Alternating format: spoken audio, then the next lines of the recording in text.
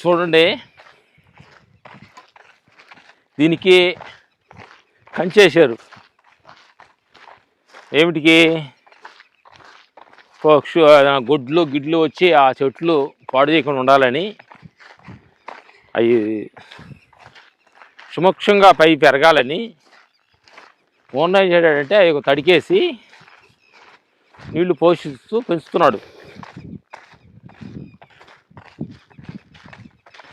అదే దాన్ని గాలికి వదిలేస్తారు అనుకోండి, వేరే గేదెలు వచ్చి మొత్తం తొక్కి దాన్ని నాశనం చేస్తాయి అనే ఉద్దేశంతో ఆయన కంచేశారు. నా మిత్రులారా, మన చుట్టూ కూడా కంచేయాలి.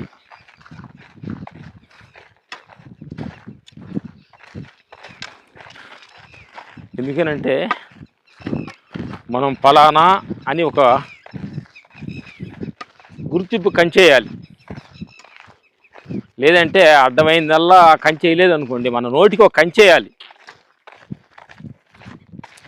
వాళ్ళు గేదెలకి ఎలా కంచేసినట్టు మన నోటికి కూడా ఇలాంటి కంచేసుకోవాలి. రోడ్లో వెళ్తున్నప్పుడు అడ్డమైన రుసులు, బజ్జీలు, పునుగులు, ఈవినింగు ఎన్నెన్నో కనిపిస్తూ ఉంటాయి. స్వీట్స్, ఆయిల్ ఫుడ్లు అన్నీ కనిపిస్తాయి. మన మనసుకు ఒక కంట్రోలు, మనకు ఒక కంచే లేదనుకోండి, రోడ్లాగా పడ్డదల్లా తినాలనిపిస్తుంది మనసుకి. ఎందుకంటే కనిపించే వస్తువులు మన మనసు కంటే అవి గొప్ప ఆకర్షణీయంగా ఉంటాయంట అని గురువులు చెప్పారు.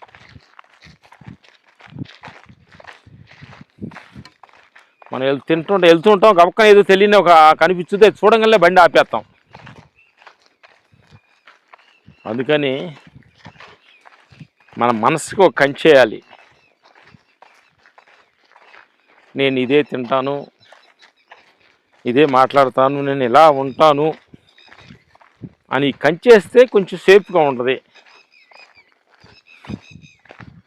కంచి లేకుండా అవతల మాటల కల్లా మనం రియాక్షన్ అయ్యి, మన మాటల మనసు కల్లా రియాక్షన్ అయితే అనుకోండి, మనసు సంచలనం అవుద్ది. అందుకని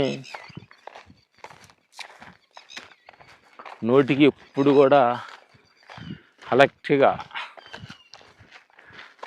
మాట్లాడే మాటకాడ కావచ్చు, తినే తిండికాడ కావచ్చు, మనం చూడకూడదు చూస్తే విన్నప్పుడు దాని కళ్ళకు కంచేయాలి. వినకూడదు వినాలనుకున్నప్పుడు చెవులకు కంచేయాలి. తినాలని పంచినప్పుడు నోటికి కంచేయాలి. పోకూడని సాడకు పోవాలనుకున్నప్పుడు కాళ్ళకు కంచేయాలి. వీటన్నిటికీ కంచేసి ఉంటే 4 రోజులు నువ్వు సేఫ్గా ఉంటావు. లేదంటే అడ్డమైన చెత్త, అడ్డమైనదల్లా చూస్తే చాలామంది మన కళ్ళ ముందు ఎంతరో విచ్చలేడుగా తాగి, విచ్చలేడుగా తిని మా కళ్ళ ముందు ఎందరో చూసాం. అందుకని అది నీ దగ్గర ఆస్తులు ఉండొచ్చు, అంతస్తులు ఉండొచ్చు, ఏమైనా ఉన్నాయి, కానీ తినే కాడ మటుకి మితంగా తినండి, మితంగా జీవించండి. Okay, bye.